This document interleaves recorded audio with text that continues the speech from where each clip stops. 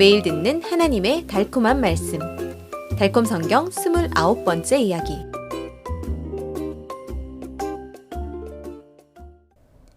예수님의 뼈있는 말씀. 이른 아침에 그들이 지나가다가 그 무화과 나무가 뿌리째 말라버린 것을 보았습니다. 베드로가 전날 일이 생각나서 예수님께 말했습니다. 선생님, 저것 좀 보십시오. 선생님이 저주하신 저 무화과 나무가 말라버렸습니다. 하나님을 믿어라. 내가 진정으로 너희에게 말한다. 누구든지 이 산에게 번쩍 들려서 바다에 빠져라고 말하고 의심 없이 믿으면 그대로 이루어질 것이다.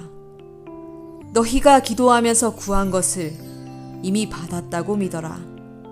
그러면 그대로 이루어질 것이다. 너희가 서서 기도할 때 어떤 사람과 서로 등진 일이 있으면 용서해라.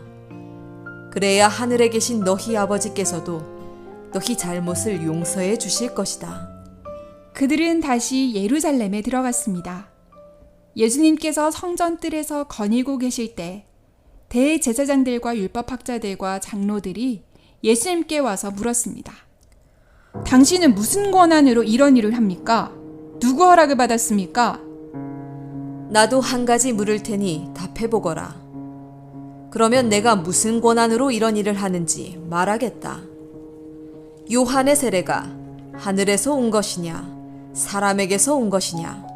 그들은 자기들끼리 의논했습니다. 하늘에서 왔다고 말하면 어째서 그를 믿지 않느냐고 할 것이다. 그렇다고 해서 사람에게서 왔다고 대답할 수도 없지 않은가?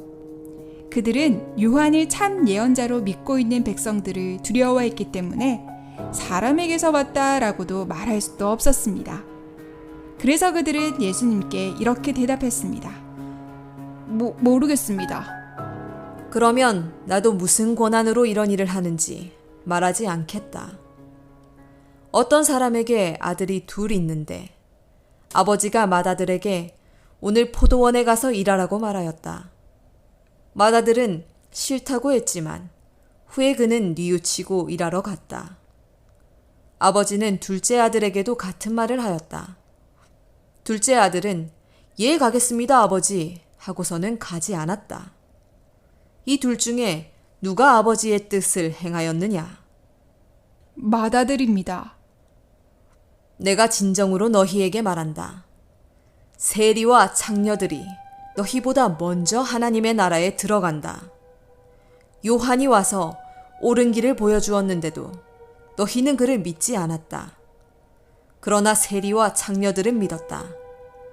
너희는 그걸 보고도 끝내 뉘우치지 않았고 그를 믿지 않았다. 어떤 집주인이 있었다. 그는 포도원을 일구고 울타리를 치고 그 안에 포도즙을 짤 구덩이를 파고 망대를 세웠다.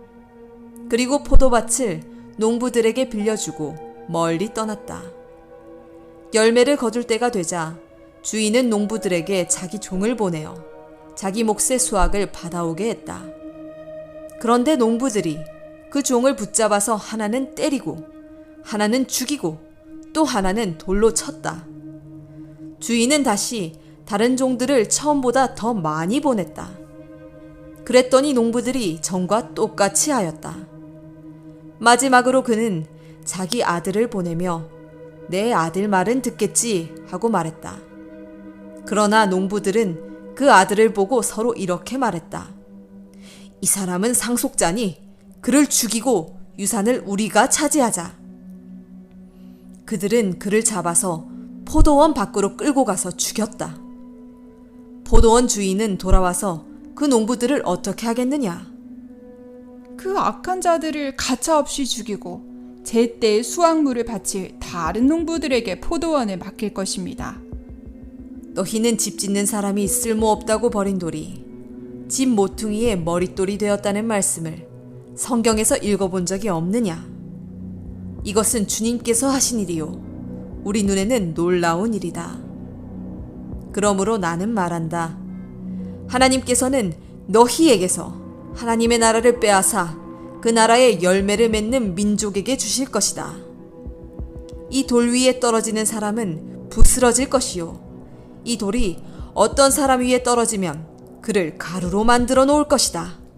대제사장들과 바리새파 사람들은 예수님의 비유가 자기들을 가리켜 하시는 말씀임을 알아채고 예수님을 잡으려고 했지만 사람들이 무서워서 그렇게 하지 못했습니다. 사람들이 예수님을 예언자로 생각했기 때문입니다. 예수님께서 다시 여러 가지 비유로 말씀하셨습니다. 하늘나라는 아들을 위해 혼인잔치를 연 임금과 같다. 임금이 자기 종들을 보내어 초대받은 사람들을 잔치에 오라 했는데 그들이 오려고 하지 않았다. 그래서 다시 다른 종들을 보내며 이렇게 말했다. 초대받은 사람들에게 가서 음식을 다 차리고 황소와 살진 짐승을 잡아서 모든 준비를 마쳤으니 어서 잔치에 오시라고 해라. 그런데 초대받은 사람들은 들은 척도 하지 않고 저마다 제갈 곳으로 떠나갔다. 한 사람은 자기 밭으로 가고 한 사람은 장사하러 갔다. 그리고 나머지 사람들은 그의 종을 붙잡아서 모욕하고 죽였다. 임금은 노해서 자기 군대를 보내서 그 살인자들을 죽이고 그들의 도시를 불살라 버렸다. 그리고 자기 종들에게 말하였다. 혼인잔치는 준비되었는데 초대받은 사람들은 자격이 없다. 그러니 너희는 내 거리로 나가서 아무나 만나는 대로 잔치에 데려오너라. 종들은 큰 길로 나가서 악한 사람이나 선한 사람이나 만나는 대로 다 데려왔다. 그래서 혼인잔치 자리는 손님으로 가득 차게 되었다. 임금이 손님들을 만나러 들어갔다가 거기에 혼인 예복을 입지 않은 사람이 있는 것을 보고 물었다. 이보게, 그대는 혼인 예복을 입지 않았는데 어떻게 여기에 들어왔는가? 그는 아무 말도 하지 못했다. 임금은 종들에게 명령했다.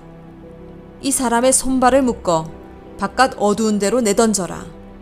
거기서 슬피 울며 이를 갈 것이다. 부름받은 사람은 많으나 뽑힌 사람은 적다.